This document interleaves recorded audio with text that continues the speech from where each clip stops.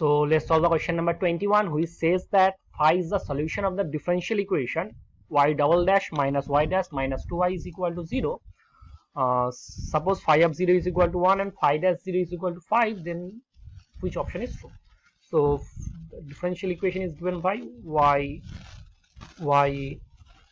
double dashed minus y dashed minus 2y is equal to 0, right? So the auxiliary equation of the differential equation is m square minus m minus 2y is equal to 0. So I can say that m square minus 2m plus m minus 2 is equal to 0 plus 1 is minus 2 is equal to 0. So I am taking m common, I can write m minus 2. Taking 1 common, I can write m minus 2 is equal to 0. So the value of m is 2 and minus 1. So the roots of the auxiliary equation are 2 and minus 1. Hence I can say that y is equal to c1 e to the power 2x plus c2 e to the power minus x. So y dashed or dy dx is equal to 2c1 e to the power 2x, 2c1 e to the power 2x plus minus c2 e to the power minus x. Now it is given that y of 0 is equal to 5, so I can say that c1 plus c2 is equal to 5, and also given that y dash 0 is y of 0 is equal to 1, so this is equal to 1, and y dash 0 is equal to 5. So from this I can say that 2c1 minus, so from this I can say 3c1 is equal to 6 and the value of c1 is equal to 2. If the value of c1 is equal to 2, so 2 plus c2 is equal to 1 and the value of c2 is equal to 1. So I can write this differential equation. So I can write the value, I got the value of c equal to minus 1 and c1 is equal to 2. Okay. So let's put the value in this. So y is equal to 2 e to the power 2x minus e to the power minus x.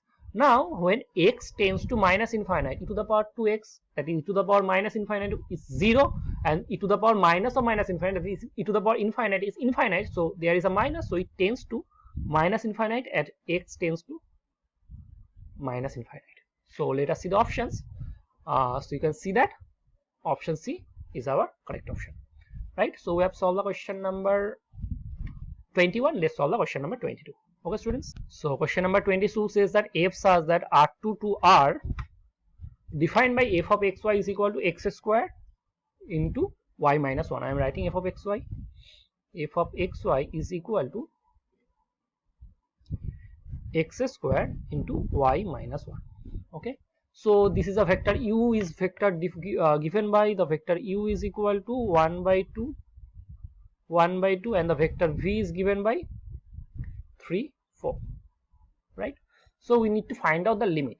So the limit is we have to find out limit t tends to 0, denominator is t and the numerator is f of u plus tv, f of u vector plus tv vector minus f of u vector, right? So this is nothing but the directional derivative of u in the direction of v. So what I am going to do, I need to find out the directional derivative. So for this I need to find fx is equal to 2xy minus 1, this is our fx, and fy is equal to x square.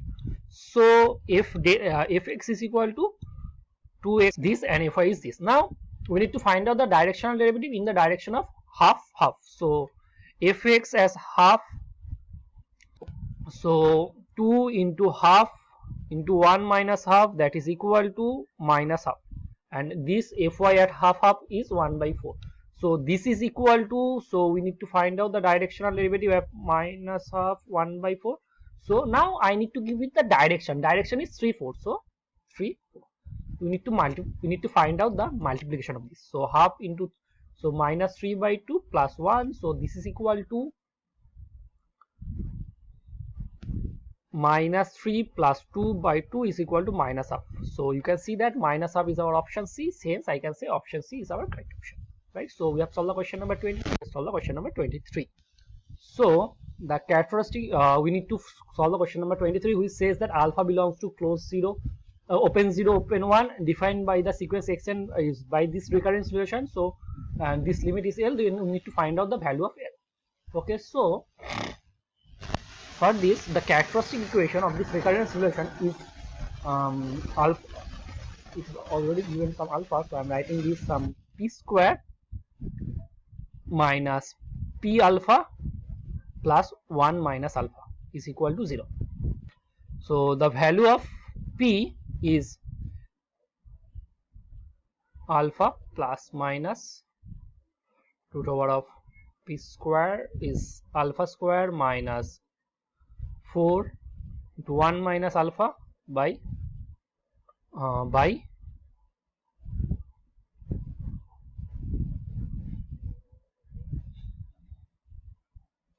sorry, this is a minus, so plus 4a by 2, right? So I can write this alpha plus minus root over of alpha minus 2 is whole square by t. So the roots are 1 and alpha minus 1. There are two roots, 1 and alpha minus 1. Hence I can say that xn is equal to a plus b into alpha minus 1 is whole to the power n. Now it is given that alpha belongs to 0 1, right? So alpha belongs to 0 1, so alpha minus 1, now 0 less than alpha less than 1, so minus 1 less than alpha minus 1 less than 0. So this quantity is belongs to 0 and 1, so it tends to a as n tends to infinity. So we need to find out the value of a. So to find the value of a, I am putting n is equal to 0. If you put n equal to 0, you will get x0 is equal to a plus b, and if you put n is equal to 1, then you will get x1 is equal to a plus b into alpha minus 1. So from this I am going to eliminate b. So x0 into alpha minus 1 is equal to a into alpha minus 1 into plus b into alpha minus 1. Now I am going to subtract these two equation. So if I subtract these two equation, I will get, take a common, 1 minus alpha plus 1 is equal to taking x1 into minus x0 into alpha minus 1. Hence the value of a is x0 into, okay, x1 minus x0 into alpha minus 1. Hence the value of a is equal to x1 minus x0 into alpha minus 1 by 2 minus alpha. Let's see the options. So the denominator is 2 minus alpha. First of all, let us see the options. Denominator is 2 minus alpha and x0 into 1 minus alpha plus x1. So this is our option B. So I can say that option B is our 1 x0 minus, just a second. So 2 is our correct option. So we have solved this question. So it is a question from recurrence relation. So we have solved it. Now let's solve the question number 24. So let's solve the question number 24, which says that two real valued function f and g is defined by fx is equal to x by, I'm writing this, fx is equal to x by, oh, sorry, it's too heavy color. Yeah, fx is equal to x by x minus 1, okay, where x is greater than 1, right? So first of all, observe that when you are approaching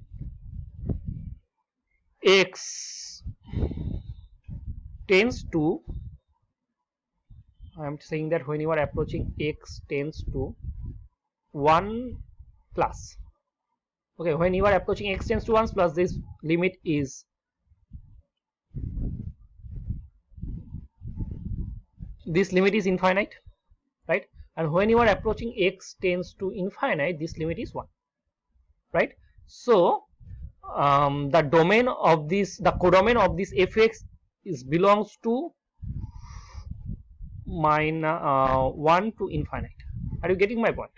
Now let's see whether this function is injective or not. For this, what I am going to do, I am going to differentiate it. F dash x is equal to, first of all, you need to differentiate x minus 1 is whole square into x minus 1 minus x. So this is equal to minus 1 by x minus 1 whole square, which is less than 0 for all x belongs to 1 infinite. Hence I can say that this is a decreasing function.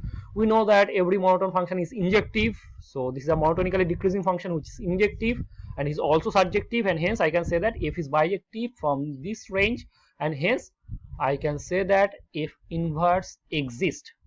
Okay, now let's talk about G inverse. So for this, it is given that gx is equal to 7 minus x cube. So when you are approaching, if you choose any y belongs to R, so 7 minus x cube is equal to y. So this is a cubic equation, it must have a real root, so G function is must onto. Okay, so now let's talk about the injectiveness of G. So let's find the G dash x. G dash x is equal to minus 3x square, which is again decreasing, monotonically decreasing, and hence I can say that this function is also injective here, hence G is also bijective. Therefore I can say option D is correct option, that is both f and G, f inverse and G inverse exist. Okay, so let's solve the question number 25. So question number 25 says that f is a this matrix is given by 1 1 1 b a 1 1 1 1. Okay, then the number of elements such that AB belongs to Z square, such that 0 less equals to A less than B less than 2 0 to 1, such that rank of A is not equal to 2. So we need to find out the number of elements in this set. So it is given that A is the matrix this. Now rank of A is equal to 2, hence I can say the determinant of the matrix A must be 0. So let's find out the determinant. A 1 1 B A 1 1 1 1. To find out the determinant, what I am going to do, A minus 1 0 1 B minus 1 A minus 1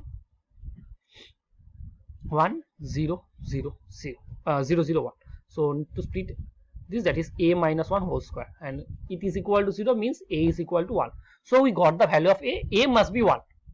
So A is equal to 1, then 1 1 1 B 1 1 1 1 1. Now the rank of the matrix is equal to 2 if and only if B is not equal to 1. Right, are you getting my point? The rank of the matrix is equal to 2 if and only B is not equal to 1. If B is equal to 1, these three rows are same, hence I can say that this rank of this matrix is equal to 1. Hence rank of this matrix is equal to 2 if and only B is not equal to 1. So the choice of A is equal to 1 and B such that B belongs to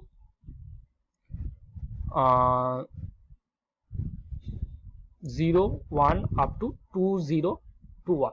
So there are, and B cannot be 1, so 0 2, so there are 2 0 2 1 choices for B. So option is 2 0 2 1.